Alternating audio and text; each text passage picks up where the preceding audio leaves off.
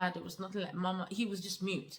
He wouldn't say much, and that was really hard, because looking at other kids his age and other kids around, everyone started to ask questions. Why is Rami not talking?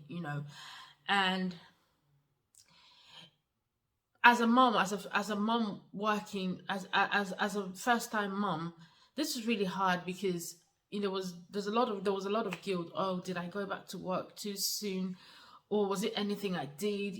Did I not notice that the first time he had a fever, maybe I should have checked. But I didn't know anything. I mean, I always took him to the doctors and they wouldn't give him anything.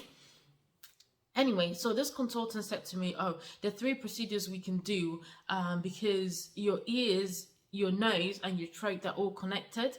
So as a child, so if one is having difficulty, it would affect the other 2. So in Barami's case, for instance, because he constantly had tonsillitis for a recurring one, that nothing was done.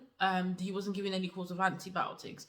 His tonsils grew bigger and bigger and bigger, and they started to block his airway. It meant that because he was mouth breathing as well, his adenoids were all swollen, and he wasn't hearing properly. So the hearing bit, I didn't actually know that he wasn't hearing properly until one of the ENT doctors sent us through a hearing test.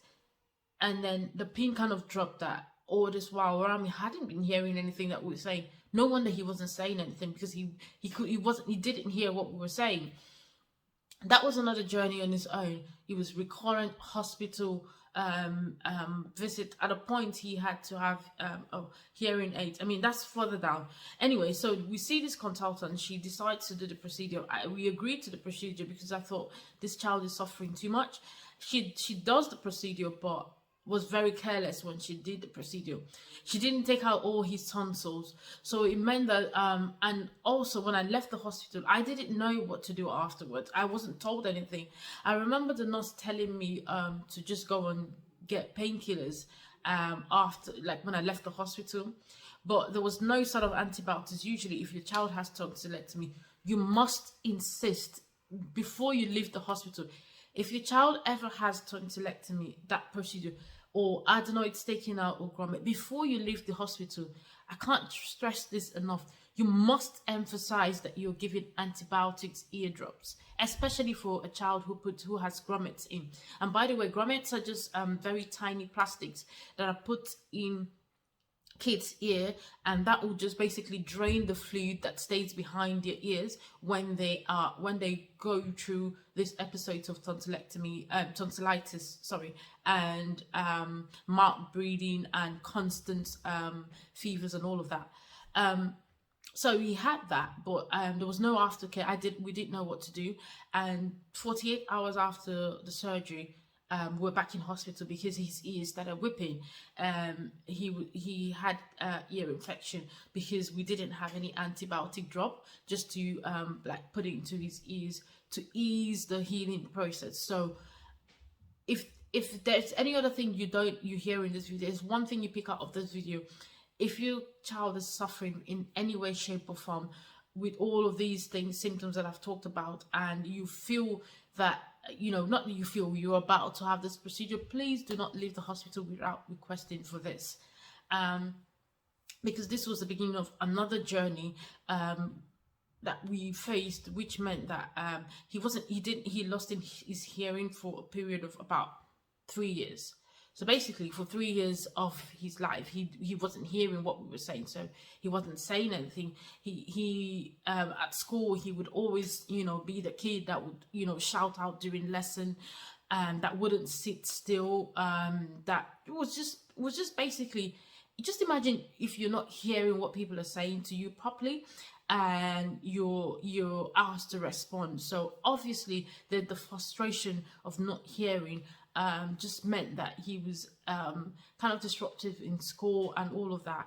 But I think I might do a video about that. But anyways, for that story, we started going for hearing tests. At some point he had hearing aids, just because it was getting so problematic at school, because he wouldn't sit still, he would call out, and I kept trying to tell the teachers that, you know, is because he wasn't, you know, at that point I knew that he wasn't hearing properly.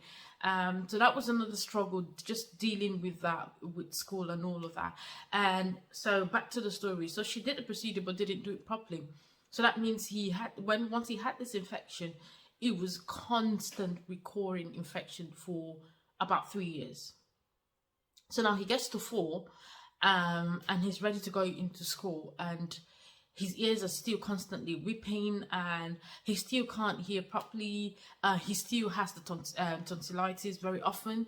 The adenoids, the runny nose, not so much. But then I remember being at work one day, and the nursery called me and said, at this time he was in nursery school, and the school called me and said my son was very ill, and that I would need to come and take him straight to the hospital, because he wouldn't be able to go back home. His temperature was so high. And I remember going to the doctor, and this woman doctor looked at my Varami's mouth and said, "Oh my God, his tonsils are so big." And I was like, "What? He doesn't have tonsils." So we went back and forth for 5 minutes, me and the doctor, because I was so certain that he didn't have tonsils, that he, you know, we'd done the procedure, his tonsils at me, so he couldn't possibly have tonsillectomy because he didn't have tonsils. And she said, because his ears was whipping, so I thought, oh my God, this is just the constant recurring whipping ear that we've been going through. And then she said, no, he has tonsils. And I was like, I was so shocked, and I was filled with the emotions that I was filled with was, I was angry, I was shocked, and I was just filled with rage, because I had no idea that the procedure was not done properly, and we didn't know. So basically, Rami had been suffering for over 2 years, and I had no idea. So I then decided that I was going to complain about that consultant, and he was still under her care, because he was still going for these appointments, you know, because of the whipping ear and all of that. And what I did was, first of all, just call the hospital, and I was so mad. I was livid. I put in a complaint and took him out of that. I asked for him to be taken out of that consultant's care. He was removed, you know, and I complained about the consultant. I think she was eventually removed from doing procedures, ENT procedures for kids, because I was so mad. I was so angry, because 2 years of my child's life has been, you know, taken away from him, not being able to hear anything just because she didn't, you know, take her time to do what she was supposed to do. And then we were transferred to this new consultant who was very, very lovely. I mean, he said to me, "Mom, I would have to do all 3 procedures again." So he had the first one when he was 18 months, and now he was 3.5, almost 4.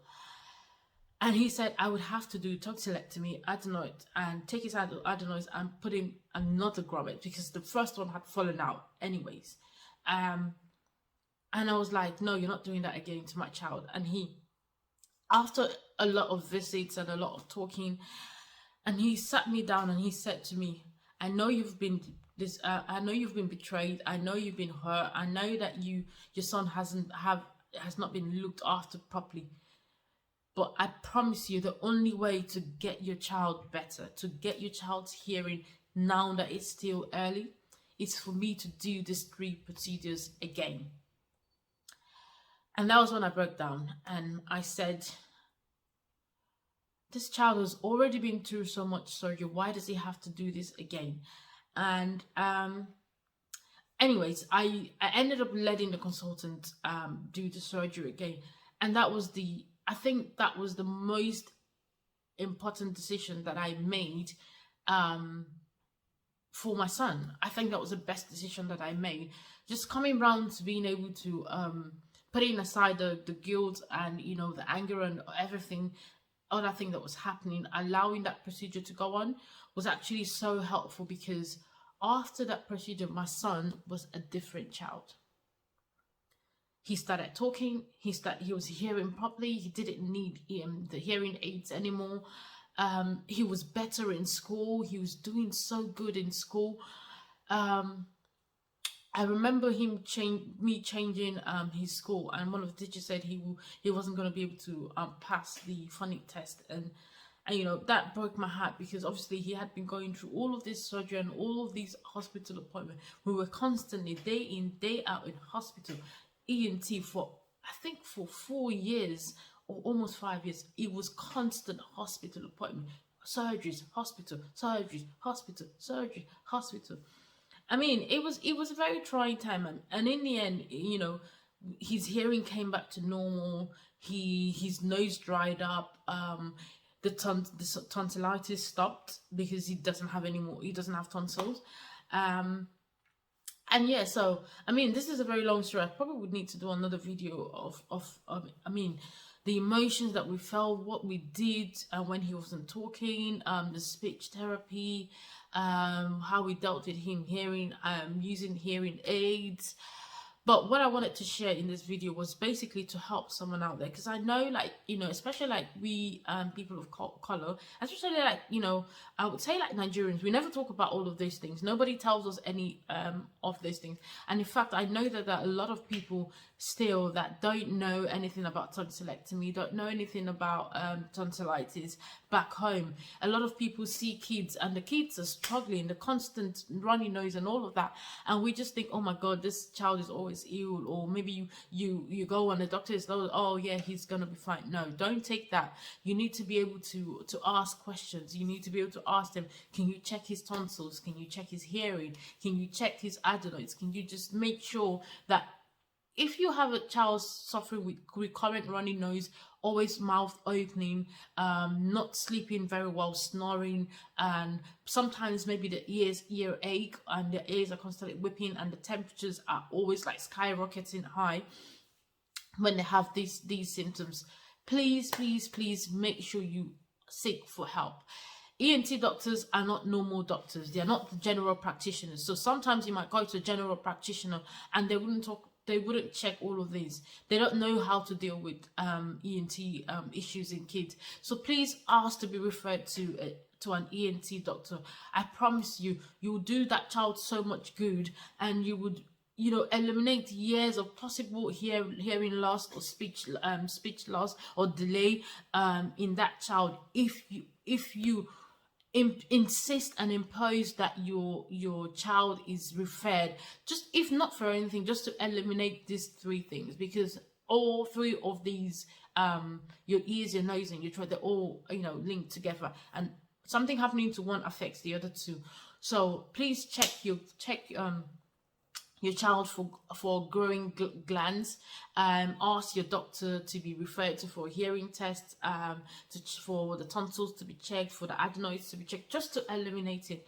And I hope that this video helps somebody. I hope that this video helps a mom out there. If you have a child that, you know, the speech might have been delayed due to this, don't worry. I promise you, it gets better. The child will talk. The child will, you know, pick up, you know, the years that, or the vocabulary that they've lost when they were supposed to. Just, you know, keep pushing, keep asking, keep insisting, and don't take no for an answer. So thank you guys for watching my video. I hope that this has been helpful to somebody out there. Please like and share and subscribe, and let me know in the comment section if you're experiencing any of these symptoms with your child and you would kind of just want any advice. I'm not medically inclined, but I have had the experience, you know, of having a child who wasn't talking, who wasn't hearing properly, and I've had all of that experience, and I would just want to support anybody who is going through that with your child. Anything that you want to ask, just feel free to ask me any questions in the comment section, or just send me a DM. My Instagram handle will be somewhere at the top of the video, and yeah, you can send me an email as well. My details will be down below in the description. So thank you guys for watching, and I hope that you have a lovely day, and I'll see you all in my next video.